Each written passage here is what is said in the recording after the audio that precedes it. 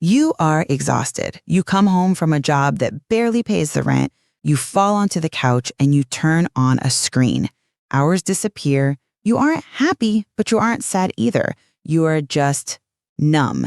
You think you are relaxing, but what if you were actually being drugged? Welcome to the debate. Welcome in, everyone. Today we are examining a story that is, well, thousands of years old, yet it feels as though it was written as a precise blueprint for our exact present moment. It really does. It's almost uncanny. Right? We are looking at Homer's epic, The Odyssey, and focusing specifically on the terrifying encounter with the Lotus-Eaters. Which is such a fascinating, dark little detour in that story. It really is. So in the myth, Odysseus and his crew land on an island inhabited by people who consume this narcotic flower. And eating this plant induces a state of absolute peaceful apathy. Just total blankness. Exactly. Anyone who consumes it instantly forgets their home, their family, and their life's purpose. They desire absolutely nothing more than to stay on that island forever, eating the lotus in a permanent state of numb bliss. And it's not hard to see why that resonates today. Not at all.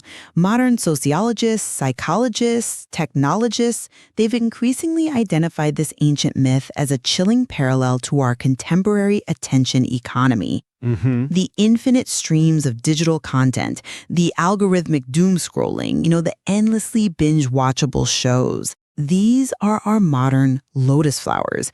Today, we are exploring the mechanics of this escapism. And the implications of it. Yes. My position is that this digital lotus is a top-down tool of systemic pacification. We live in a brutally difficult, hyper-capitalist system that generates immense economic anxiety. Right. The environment is key here. It is. Rather than fixing those underlying systemic issues, the architects of this system intentionally feed us cheap, infinite dopamine. They purposefully pacify us to erase our political anger. And I will be taking the opposing view. While the parallel to Homer's Lotus-Eaters is, undeniably accurate, the mechanism behind it is entirely different. How so? Well, the digital lotus is not a top-down cage constructed by malevolent architects. It is a bottom-up psychological choice. We are not being forced into apathy. You don't think we're being manipulated into it? I think we actively and desperately choose to induce this brain rot. And we do it because it is vastly preferable to the terrifying crush of modern existence. All right, to really get to the bottom of this, I think we need to look at the environment we are currently operating in. The landscape of contemporary society is defined by a profound, pervasive anxiety. Yeah, it's undeniable. We have entire generations burdened by insurmountable debt. They're facing a housing market they cannot enter and experiencing deep chronic burnout just trying to meet their basic survival needs. Just keeping the lights on. Exactly. In a historically functioning society, these material conditions would naturally breed resistance. People would get angry. They would demand reform, they would organize, and they would seek to fundamentally change the reality they live in. See, I come at it from a different way. I think that assumes a level of latent energy that simply doesn't exist right now. What do you mean, latent energy? You're framing this as a story of capture, like as if there was a vibrant, revolutionary spirit just waiting to be unleashed, but we're all being tricked into eating a poisoned fruit. Well, we are being distracted from our reality. Sure, but I think the reality of why we do it is much darker. When modern society's pain becomes so acute, when the anxiety of surviving day-to-day becomes completely overwhelming, the human psyche seeks a defense mechanism. Okay. We aren't being tricked into the infinite scroll. We purposefully use it to induce apathy. But are we really purposefully using it? Or is the architecture of the technology bypassing our conscious decision-making entirely? Let's talk about how this actually works.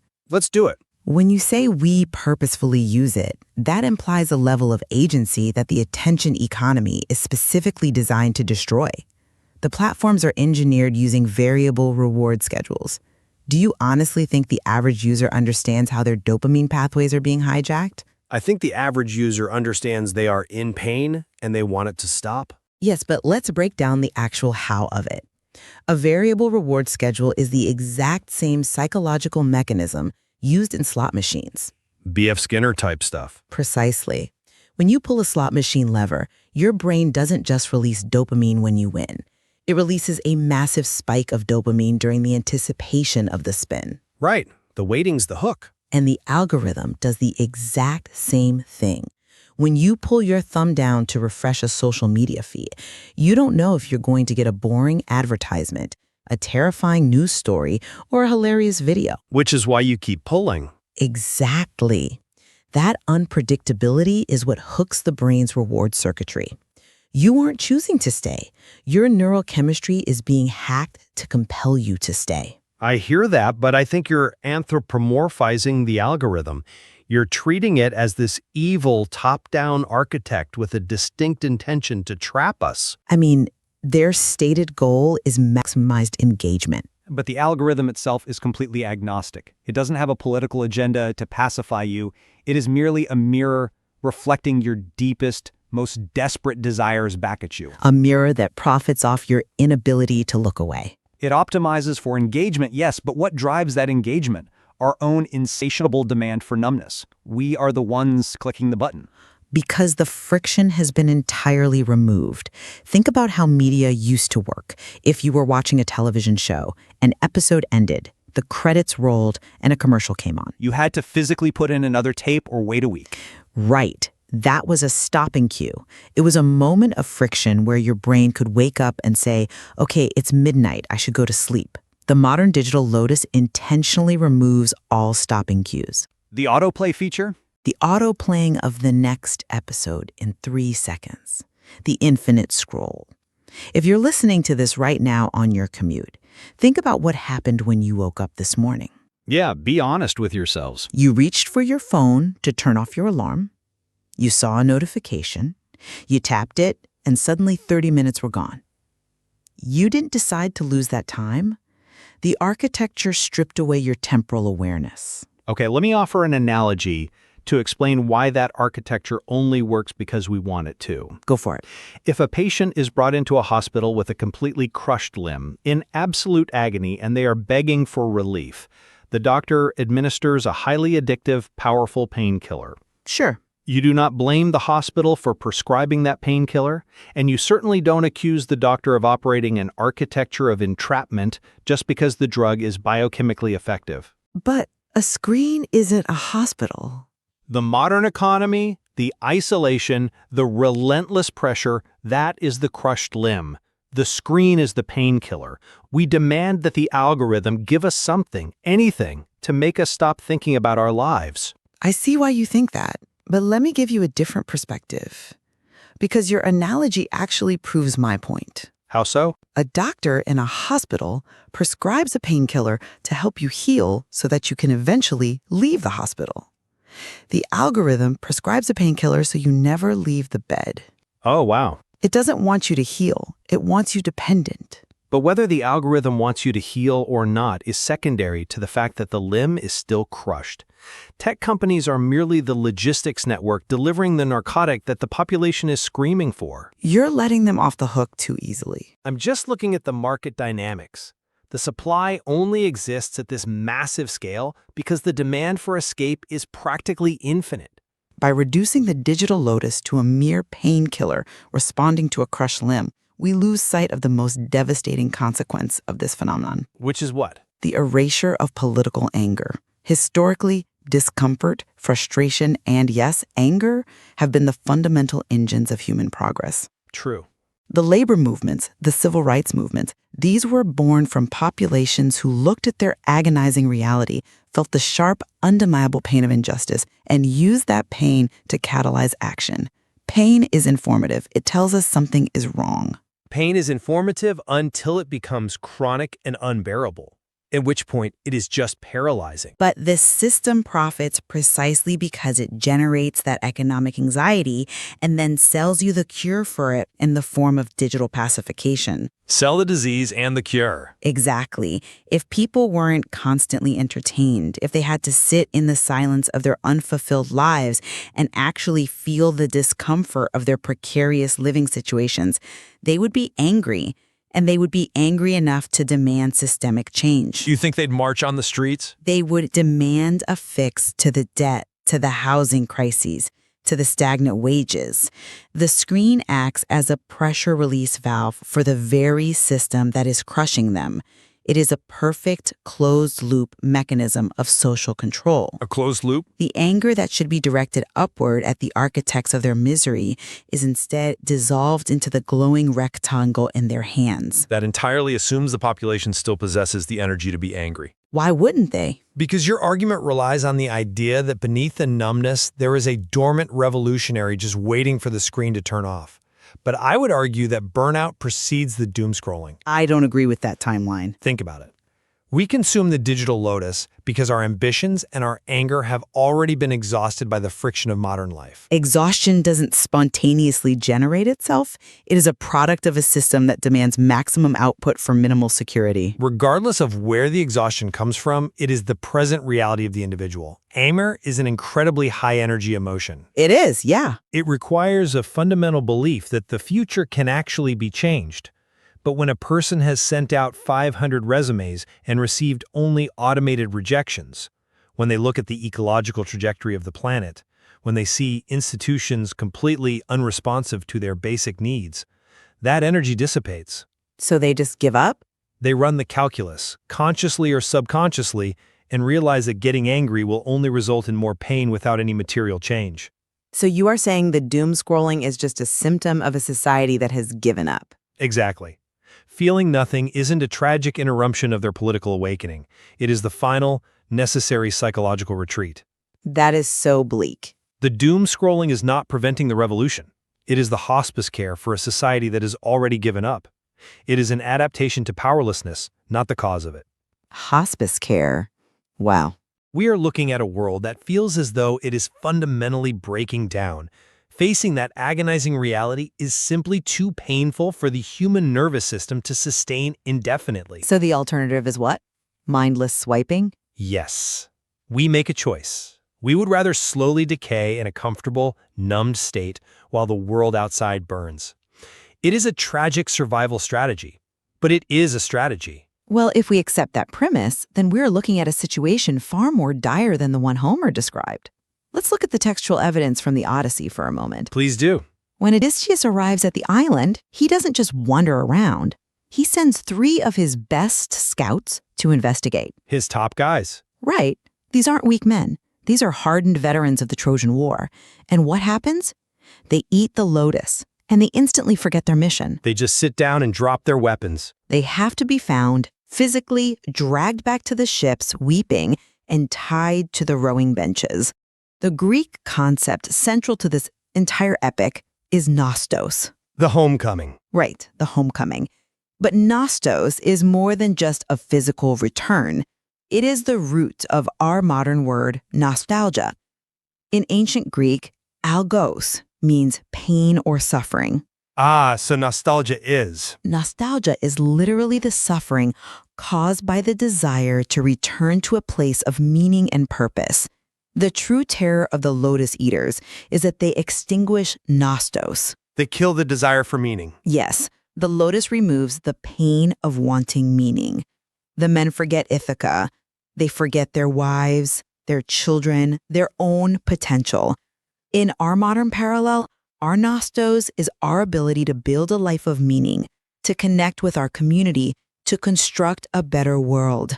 And you are suggesting the tech companies are severing that connection on purpose to keep us docile. I'm suggesting the psychological data perfectly aligns with that outcome.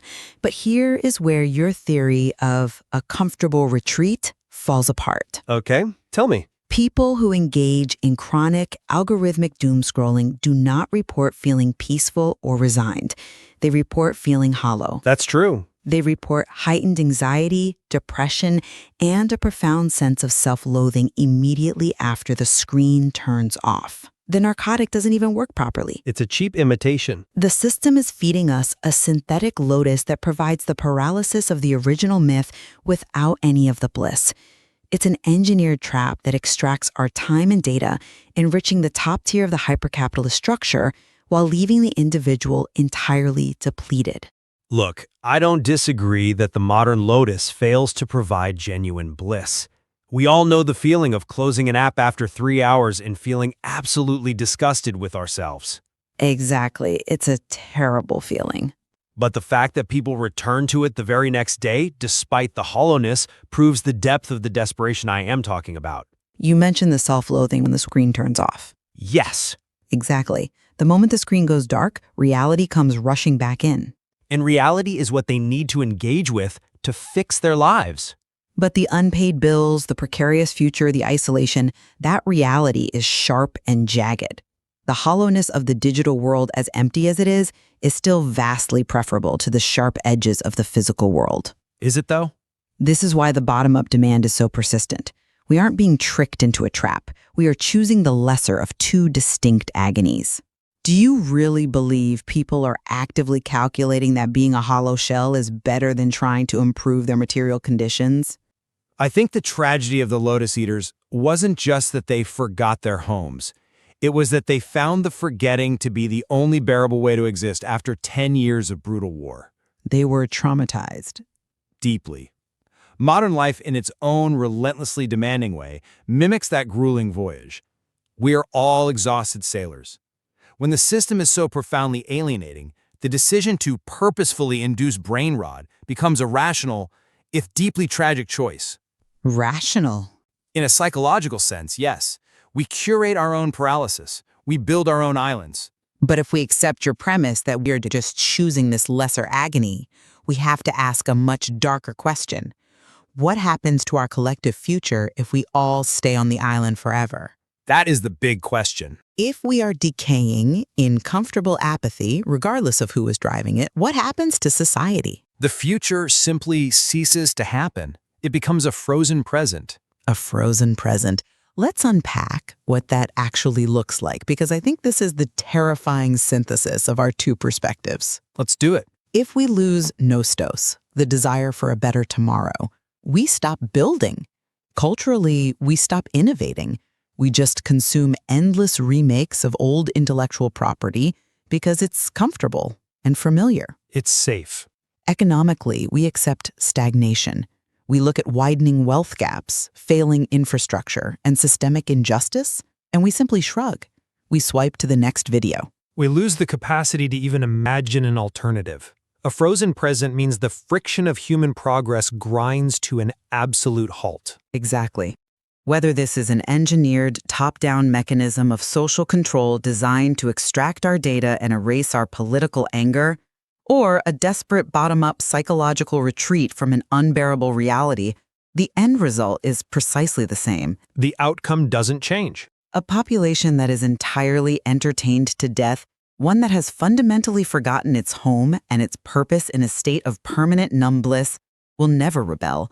They will never improve. They will never wake up. They won't even realize the world is ending.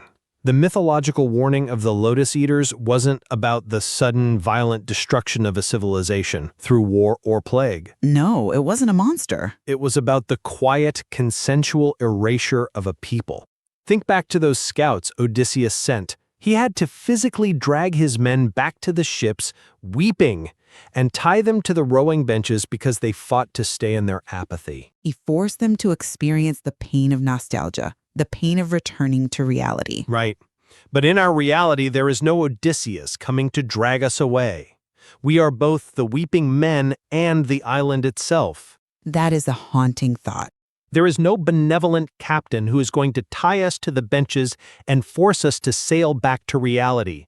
The world will simply burn while everyone is looking at a glowing screen. The sheer scale of it is what makes it so difficult to confront.